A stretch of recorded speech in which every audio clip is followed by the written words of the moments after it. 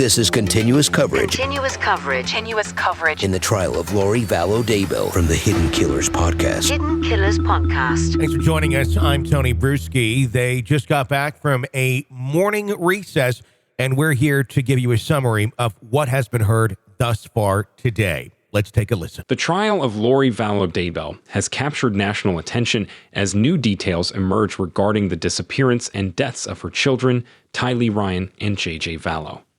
Rexburg Police Department Detective Ray Hermosillo recently took the stand, providing crucial information on the investigation's timeline and the last known proof of life dates for the missing children. According to Detective Hermosillo's testimony, the last known proof of life for Tylee Ryan is a photo taken at Yellowstone on September 8, 2019. For J.J. Vallow, the last proof of life is a photo dated September 22, 2019, showing the young boy sitting on a couch in Lori's front room. These dates have become pivotal in understanding the events leading up to the children's disappearance and their eventual discovery in Chad Daybell's backyard. Hermosillo's testimony detailed the various stages of the investigation, which began with a Jeep possibly involved in a homicide. The police were contacted by the Fremont County Sheriff's Office on November 1, 2019, and asked to conduct surveillance on Lori Daybell's apartment. Although officers observed Chad and Lori, they never saw a teenage girl or young boy accompanying the couple. As the investigation progressed, in an effort to locate the children, officers contacted family members who would take their calls. Hermosillo stated that Lori Vallow never called the police about her missing children. On December 11, the National Center for Missing and Exploited Children was contacted, and the Rexburg Police Department entered J.J. and Tylee's names as missing and endangered children. Detective Hermosillo revealed that through their investigation, the police used cell phone data and tips to determine that Chad and Lori were in Kauai, Hawaii. Hermosillo, along with other officers, traveled to Hawaii on January 25, 2020, to assist Kauai police in issuing a court order. The Rexburg Police Department also helped Kauai police issue a search warrant on Daybell's rental vehicle and their condo. During the search of Lori Vallow Daybell's apartment in Rexburg, Hermosillo noted that the interior appeared as if only 2 adults had been living there. There were no children's toys, clothes, or medication found inside the apartment, further raising suspicions about the whereabouts of Tylee and JJ. Moreover, when searching the garage, the police discovered several weapons, including rifles with threaded barrels for silencers, a large amount of ammunition, knives, and a Halloween mask.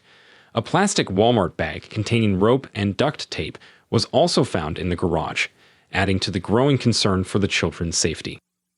Detective Hermosillo also provided details on an encounter with Chad Daybell and Alex Cox, Lori's brother, during a welfare check on JJ. Hermosillo testified that Chad claimed to hardly know Lori, and both men appeared evasive and uncooperative. When asked about JJ's whereabouts, Alex said the boy was with his grandmother Kay in Louisiana. Hermosillo knew this was not possible, as Kay was the one who requested the welfare check. In further investigations, Rexburg police found a rental agreement for a storage unit, which Lori had signed under the name Lori Ryan. Inside the storage unit, they discovered items belonging to JJ, including a few toys and prescription medication. Furthermore, several guns were found in the garage of Lori's apartment, along with numerous Army-type knives and empty magazines for various weapons, all of which raised additional concerns and deepened the mystery surrounding the children's disappearance. During the search of Lori's apartment, Hermosillo and his team also found a Star Wars suitcase and 3 to 5 preparedness bags with emergency kits. In another room, they discovered hazmat-like white suits lying on the floor and a tub in the closet containing Alex Cox's belongings. Among these items was Alex's active passport, further complicating the case. As the trial progressed, more images and evidence were presented. One such image displayed emails from Chad Daybell, which were found in Lori's garage alongside books authored by Chad. Throughout the presentation of this evidence, Lori took notes diligently. The courtroom also saw images of the apartment complex and interior photos taken the day the search warrant was executed.